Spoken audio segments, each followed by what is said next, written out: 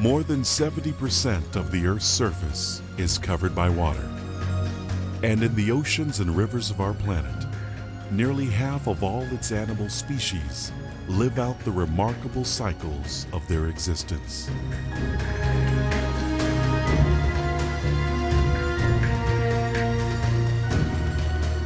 For each of these creatures, survival and reproduction hinge upon an elegant dance, where movements are precisely choreographed and performers superbly equipped to face daunting challenges. This is a realm where biological wonders reflect the highest levels of purpose and design, and extraordinary clues to the mystery of life shine like stars throughout a liquid universe.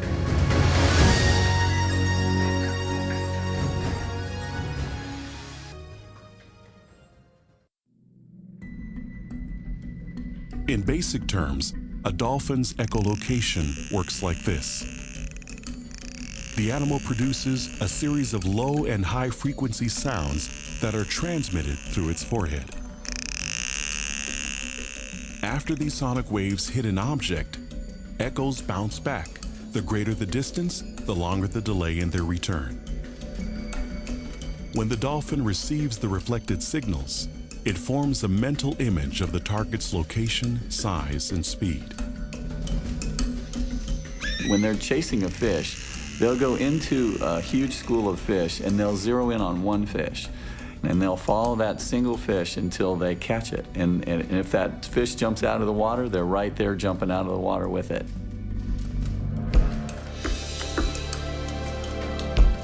Echolocation requires several component parts, each designed for a specific function. When integrated, they form the most efficient sonar system on Earth, natural or man-made. Dolphins have no vocal cords, yet they produce a wide range of sounds. The process is pneumatically driven, controlled by the flow of air.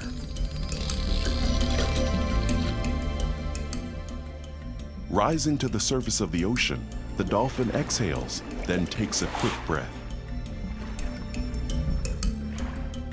The instant the animal submerges, the blowhole shuts tightly as inhaled air rushes through the nasal passages on its way to the lungs.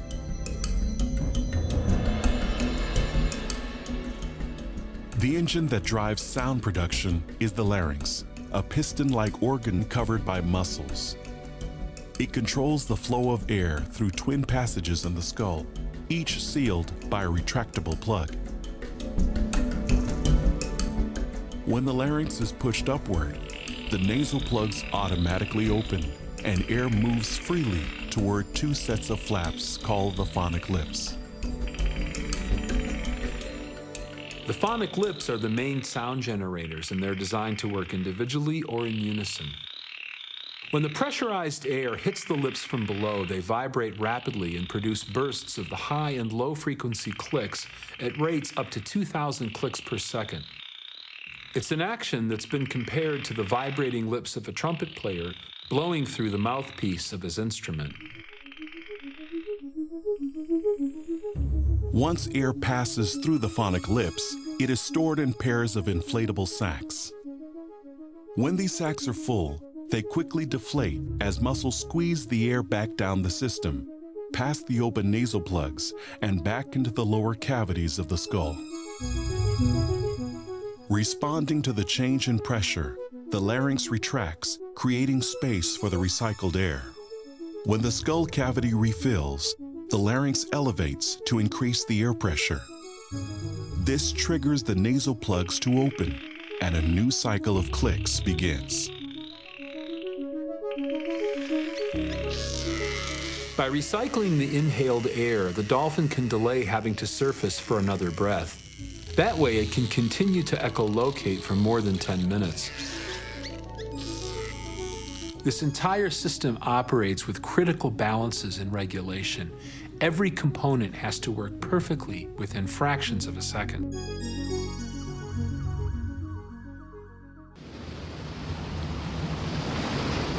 Think about echolocation from a problem-solving standpoint. What do you need? I've got to make the sound, number one. Number two, I've got to transmit it. I've got to get it out into the environment. All right, now I've got echoes coming back. Those have to be received, but that's not enough. I've got to process them. I've got to take that incoming information and turn it into something that I can actually use and understand. Making the sound, transmitting it, receiving it, and processing it are necessary elements of echolocation.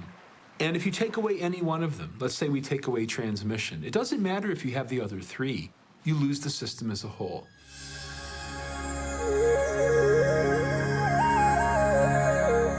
The challenge of building a complete system grows when the 4 phases of echolocation are broken down into their specific components. For to create the entire mechanism, each of the hundreds of individual parts required must be integrated and fully functional simultaneously. So you've got all these different components for the sonar, and how does the dolphin know how to use this equipment? That's where instinct comes in. They not only got the hardware, but they got the owner's manual along with it. Instinct is a set of instructions on how to use the equipment, and it has to know that from the second it's born. All of this stuff happens automatically, and it's perfectly set up. It's like you look at it and you say, of course, that's the way it's supposed to work. So it's pretty hard to believe that this all happened by chance and natural selection, especially when each individual part is meaningless without the whole.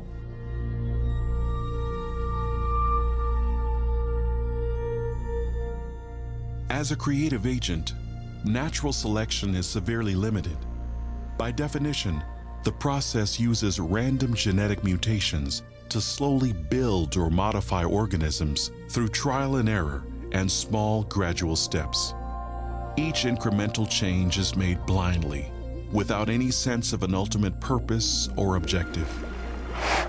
What it cannot do is visualize a distant functional endpoint and say, well, I'll need this part, and I'll need this part, and I'll need this part. Any evolutionary process you consider, any materialistic process you can consider, has no foresight. It can't see 5 years, 5 seconds, 5 milliseconds into the future. For that, you need a mind.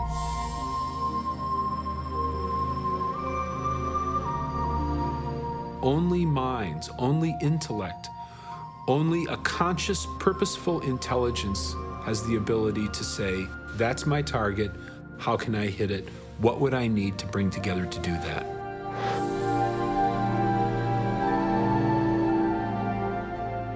That's what we do, that's what designers do, that's what minds and intellects do. Undirected physical processes can't do that. This is rational, it's reasonable. It's taking the evidence and saying, what's the best explanation for what I see?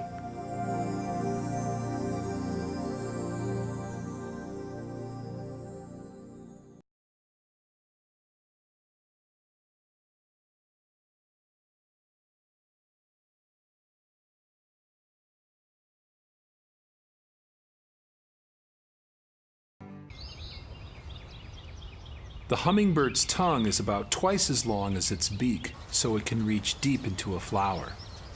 And until recently, many scientists believed that the birds relied heavily on capillary action to draw the nectar through their tongues and into their mouths. Kind of like water spontaneously rising up a thin straw in a glass. But some fascinating discoveries at the University of Connecticut have shown that the mechanisms involved are much more dynamic than anyone realized.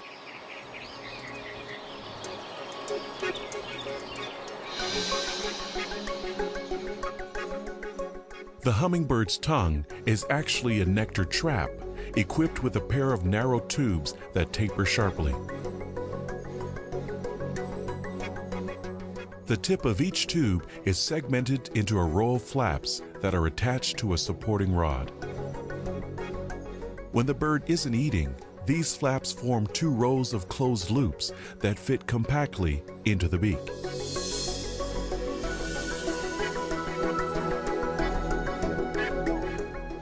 But when the hummingbird feeds, its tongue undergoes a dramatic transformation.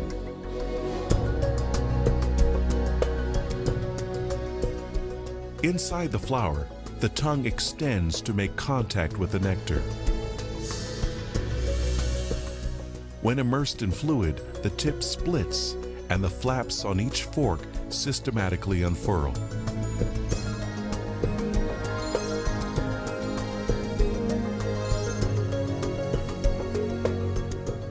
Then, as the tongue is withdrawn, the flaps close tightly to seal and capture the nectar for delivery into the bird's mouth.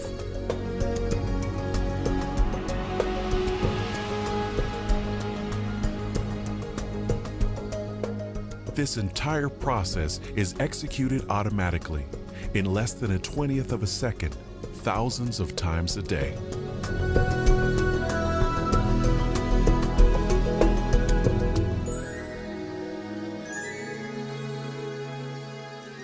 From flower to flower to flower to flower, this brilliant iridescent body, there's a kind of jewel-like quality that they have. This exquisite workmanship, the colors and the sound that they make. I think in some respects, the wonder of a hummingbird almost transcends language. And we respond to what we see at a level really, you could say, deeper than rationality. I mean, it's not irrational, but it's almost like responding to the work of an artist. And at that level, we respond with our soul, with our emotions. What can you say? Words can't do it justice, so you just stand there and applaud.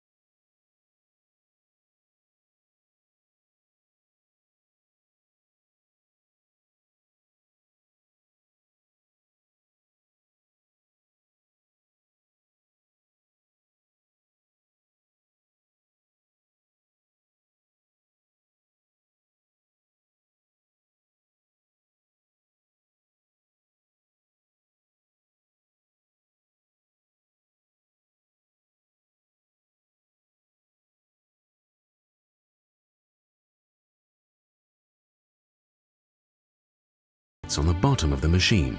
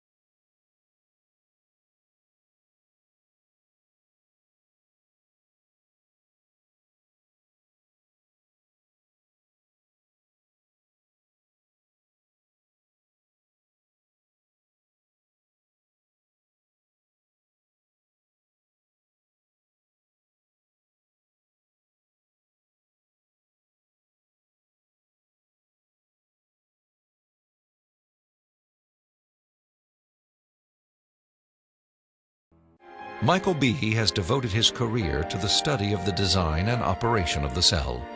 He has also written extensively on the biochemical challenge to evolution.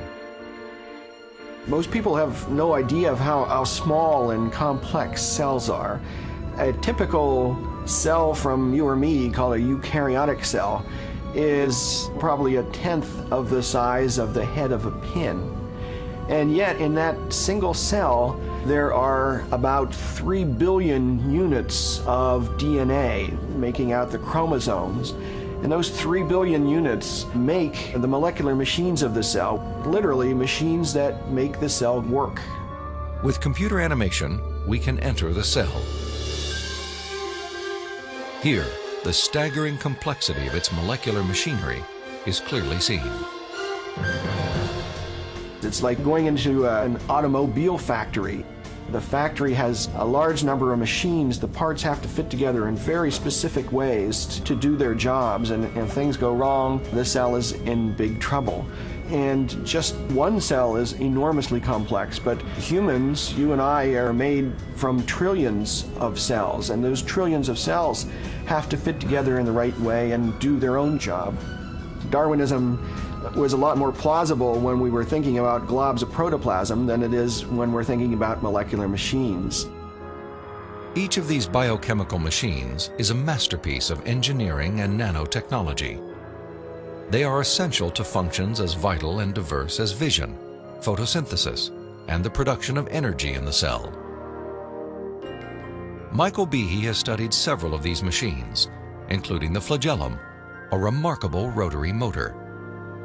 I remember the first time I looked in a biochemistry textbook and I saw a drawing of something called a bacterial flagellum with all of its parts in all of its glory. It had a propeller and the hook region and the drive shaft and the motor. And I looked at that and I said, that's an outboard motor. That's designed, you know, that's no chance assemblage of parts.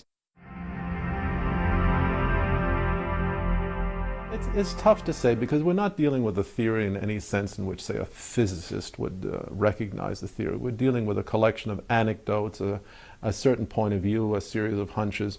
I would say that the most outstanding, the salient points are, first of all, the fossil record, which is simply mystifying. We can't make much sense of the fossil record. It does not sustain any kind of Darwinian prediction that can be intelligently derived from Darwinian theory, and it doesn't seem to sustain anything else as far as I can see. It's a perfectly mystifying record. That's one obvious point. I'm not talking just about the Cambrian explosion, I'm talking about everything that doesn't make a whole lot of sense in the fossil record. Second point, we have never been able in any way theoretically to examine the central Darwinian claim that natural selection and random variation can account for a great deal of complexity. If you look at the history of physics, for example, what did Newton do in the 17th century? He said, well, the planets are being attracted to the sun by a force. It's not any kind of force, it's a inverse square force.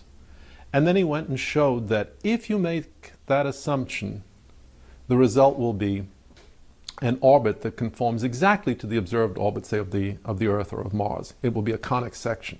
And then he proved the converse, that if it's a conic section, the planets must be attracted to a central source by an inverse square law. There is nothing like that in biology, in Darwinian theory. A kind of a canonical demonstration that this mechanism, random variation, natural selection, is adequate to the generation of this level of complexity. From the point of view of the serious sciences, without that kind of a demonstration, one is completely adrift. You have no idea whether the mechanism is adequate for its intended purposes. This is the second point. Third evidential piece of the puzzle. Look, you turn to the serious sciences, you turn to general relativity or quantum mechanics. I can program a computer with the equations of general relativity or with the equations of quantum mechanics, and I can say, all right, what are the consequences? I can actually see the consequences emerge in a simulation. We can't do any of this in biology. And that should prompt any reasonable person to ask, why not? If this is such a simple mechanism, which can easily be programmed on a computer, how come we can't set up a computer and create something of biological-like complexity? How come we cannot see the unfolding of an evolutionary process the way we can see the unfolding of an evolutionary process in physics? This is a very serious question. I've looked at all the genetic algorithms. I'm trying to write a genetic algorithm myself. And the sheer fact is, without a tremendous amount of very special manipulation and ad hoc constraints, the computer is not going to generate anything realistic if it uses Darwinian mechanisms, and it will generate something realistic only if it doesn't use Darwinian mechanisms. This is an important point. 50 years after the computer revolution began, we have a splendid tool for assessing the intelligibility and viability of Darwinian theory. And everything that we know, I think this is the uniform experience of anyone working in genetic algorithms, indicates these mechanisms will not work. They will not work for their intended purposes. And finally, there's the utter absence of laboratory evidence. I mean, random variation, natural selection, we should be able to start manipulating organisms. When we look at dogs, no matter how far back we go, it's dogs. When we look at bacteria, no matter what we do, they stay bugs. They don't change in their fundamental nature. There seems to be some sort of an inherent species limitation, and we have no good explanation for this in terms of Darwinian theory. We should have far more flexibility, far more plasticity under laboratory conditions than we actually do if Darwinian theory or anything like that were correct. What we see in nature, what we see in the laboratory, is very highly bounded variation, cyclic variation, as for example finch beaks in the Galapagos Island. That's about all we see. Small variations. Why is that if Darwinian theory is correct? These are evidentiary points that I think need to be stressed, need to be examined openly, honestly. And they never are, of course. Never are.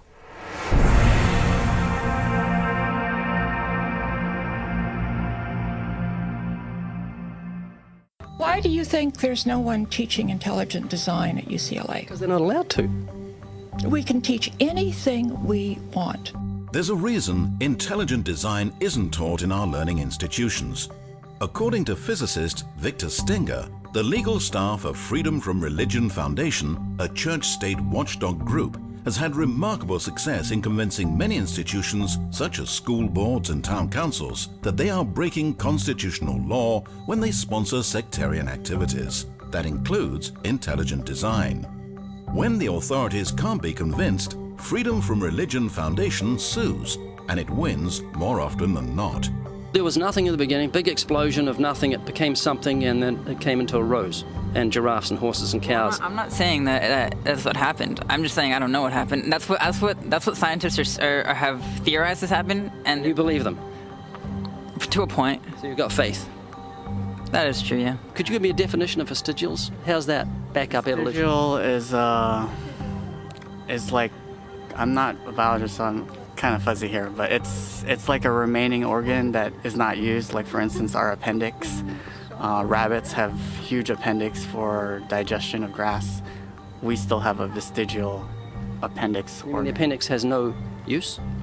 Which we can think of right now. Your coccyx bone, that was, many people regard that as the tail of the humans. The human tailbone is said to be vestigial. That is, it's an evolutionary leftover proving that we're related to primates. However, it's not a tailbone, it's the coccyx vertebrae. The tailbone derived its name because some people believe it's a leftover part from human evolution, though the notion that the tailbone serves no purpose is wrong. The coccyx is an extremely important source of attachment for tendons, ligaments, and muscles. Evolutionists also claim that the appendix is vestigial, but it's not. The appendix is actually part of the human immune system. According to Scientific American, for years, the appendix was credited with very little physiological function. We now know, however, that the appendix serves an important role in the fetus and in young adults. Among adult humans, the appendix is now thought to be involved primarily in the immune functions. I would consider myself an atheist, yeah. Can you think of any famous atheists? I believe Neil deGrasse Tyson. Neil deGrasse Tyson said, "I can't agree to the claims by atheists that I'm one of that community." Can you name a few? Famous atheists. Apparently not. Start with Isaac Newton. Isaac Newton said, "The most beautiful system of the sun, planets and comets could only proceed from the counsel and dominion of an intelligent and powerful being." Can you think of any famous atheists? Yeah. No. A famous atheist. Yeah, a famous atheist. Yeah, my dad. He's not famous. The skeptics' websites often include examples of famous atheists in an attempt to win converts. But more often than not, the famous personalities cited are not actually atheists. This is a popular atheist poster on which are Ernest Hemingway, Abraham Lincoln, Carl Sagan, Mark Twain, Thomas Jefferson, Benjamin Franklin, Albert Einstein, and Charles Darwin, along with the words, "Atheism, good enough for these idiots." Clearly, atheism is for intellectuals. But one moment, Abraham Lincoln wasn't an atheist. He said, "I know that the Lord is always on the side of the right, but it's my constant anxiety and prayer that I and this nation should be on the Lord's side." Neither was Carl Sagan. He clearly stated, "I am an agnostic." Mark Twain hated religion, but he certainly wasn't an atheist, saying, "None of us can be as great as God, but any of us can be as good." Benjamin Franklin said, "God governs in the affairs of men." You'll find Thomas Edison listed on Celebrity Atheists, on Positive Atheism, and other atheist websites, but he wasn't an atheist. He said, "There is a great directing head of people and things, a supreme being who looks after the destinies of the world." Thomas Jefferson said, "Say nothing of my religion. It is known to myself and my God alone." Albert Einstein rejected the Bible as the Word of God and said that the Creator was unknowable and that God, being personal, was childlike. He lamented, "In view of such harmony in the cosmos, which I, with my limited human understanding, am able to recognize, there are yet people who say there is no God. Well, what really makes me angry is that they quote me to support such views." He categorically said, "I am not an atheist," and when referring to those who deny the Creator, he used the term fanatical atheists. Charles Darwin said, "I have never been an atheist." So out of the 8 famous men on the poster, there is only one who was an atheist, Ernest Hemingway. According to his biographer, back in 1961, Hemingway, quote, "pushed 2 shells into the 12-gauge Boss shotgun, put the end of the barrel into his mouth, pulled the trigger, and blew out his brains." There's your poster boy when it comes to atheism. Keep in mind that even though some of these men claim to believe in God, it doesn't necessarily mean that they're believers in the one true Creator revealed in the Scriptures, or that they're genuine Christians. However, when atheists use theists or agnostics to promote their godless agenda, they're being dishonest. Then again, coming from those who claim that morality is relative to each person, convenient dishonesty should not be a surprise. Darwinian evolution rests on faith, and once again, according to Richard Dawkins, faith is the great cop-out, the great excuse to evade the need to think and evaluate evidence. Darwinian evolution requires great faith. The knowledge of God, however, is clearly seen by all mankind.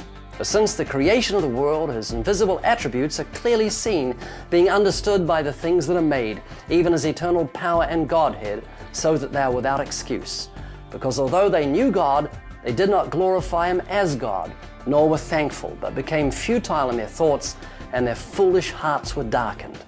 Professing to be wise, they became fools.